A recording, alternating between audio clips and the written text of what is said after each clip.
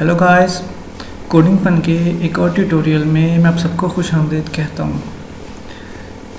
पिछली वीडियो में हमने ये देखा था कि फॉर लूप को कैसे यूज़ करना है और लूप्स क्या काम करते हैं। तो आज की इस वीडियो में हम ये देखेंगे कि व्हाइल लूप और डू व्हाइल लूप इसको कैसे यूज़ करना है। ये बहुत आसान है, कोई इतनी मुश्किल नहीं है। तो सबसे पहले हम एक वेरिएबल डिक्लेयर करते हैं जो हमने लूप के लिए यूज़ करना है। अच्छा, अब हमने करना क्या है, हमने 1 से लेकर तो 5 तक काउंटिंग प्रिंट करवानी है। तो इट मीन्स कि जो हमारी लूप है वो स्टार्ट होगी 1 से। उसके बाद वाइल का हम कीवर्ड यूज़ करेंगे और यहाँ पर हम बताएंगे कि हमें लूप कहाँ तक चाहिए। हमारे केस में लूप टर्मिनेट होगी 5 पर।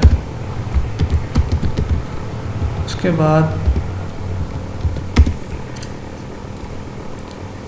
अच्छा, अब हमने इस सिंटेक्स का क्या मतलब बनता है, लूप को 1 से स्टार्ट करो और 5 तक लेकर जाओ।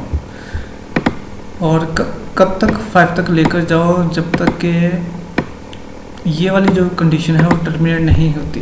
अच्छा, इस दौरान काम क्या करना है, मतलब 1 से लेकर 5 तक काम क्या करना है, सिंपल आई की वैल्यू को प्रिंट करवा दो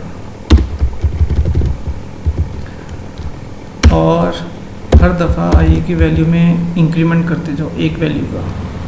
तो अब इसमें क्या है, 1 से आई की वैल्यू स्टार्ट हुई तो फिर यहाँ आई उसने देखा कि जो आई है अभी तो इसकी वैल्यू 1 है, तो क्या जो 1 है ये 5 से लेस देन है या ग्रेटर देन है। तो ऑब्वियसली ये लेस देन है, इसका मतलब ये है कि ये जो कंडीशन है ये भी ट्रू नहीं हुई। तो उसने क्या किया, उसने इसकी स्टेटमेंट प्रिंट करवा दी और उसके साथ ही आई की वैल्यू में इंक्रीमेंट कर दिया। तो ये वापस यहाँ पर आ गए। तो अब आई की वैल्यू कितनी होगी, 2।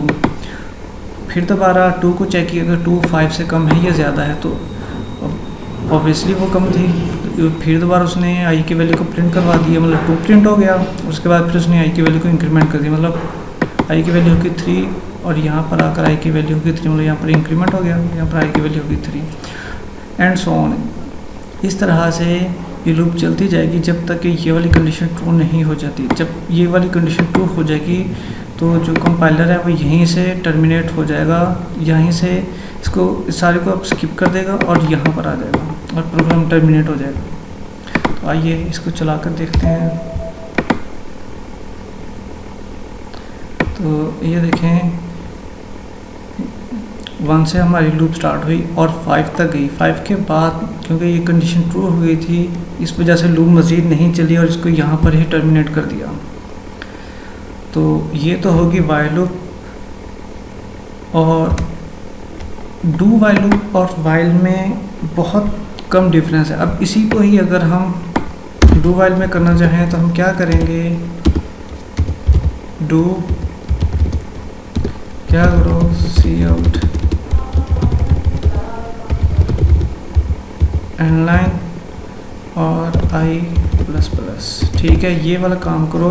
कब तक ये वाला काम करो, जब तक कि आई की वैल्यू 5 नहीं हो जाती। देखें, ज़्यादा डिफरेंस नहीं है। और अगर आप आउटपुट देखेंगे तो आउटपुट में कोई डिफरेंस नहीं है।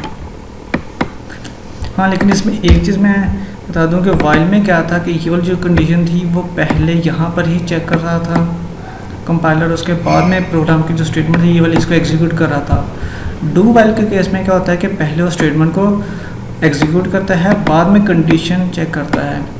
तो अगर आपकी कंडीशन फॉल्स भी होती है तो भी एक दफ़ा ये डू की स्टेटमेंट फिर भी चल जाती है। तो इट मीन्स आप ये समझ सकते हैं कि डू व्हाइल लूप आप वहाँ यूज़ कर सकते हैं जहाँ आपका ये कंसर्न हो कि अगर लूप जो स्टेटमेंट है वो गलत है, जो कंडीशन है ये गलत है, फिर भी एक दफ़ा वो जो कोड है वो लाजमी एग्जीक्यूट हो, तो फिर आप उसको डू व्हाइल में लिखेंगे ताकि अगर ये वाली कंडीशन फॉल्स भी हो जाती है तो भी एक दफ़ा ये जो इसकी स्टेटमेंट है ये लाजमी एग्जीक्यूट हो। जबकि वाइल में ऐसा नहीं था, वाइल में कंडीशन पहले ही वो चेक कर लेता था। तो अगर वो कंडीशन जो कंडीशन थी वो ट्रू नहीं होती थी तो उसने उसको नहीं चलाना था। तो ये था वाइल और डू वाइल। इंशाल्लाह नेक्स्ट लेक्चर में हम क्या करेंगे कि हम इन्हीं लूप्स की मदद से हम कोई छोटा सा प्रोग्राम बनाएंगे ताकि जो लूप्स का जो कॉन्सेप्ट है वो अच्छे तरीके के साथ क्लियर हो सके। तब तक के लिए अल्लाह हाफिज़, थैंक यू।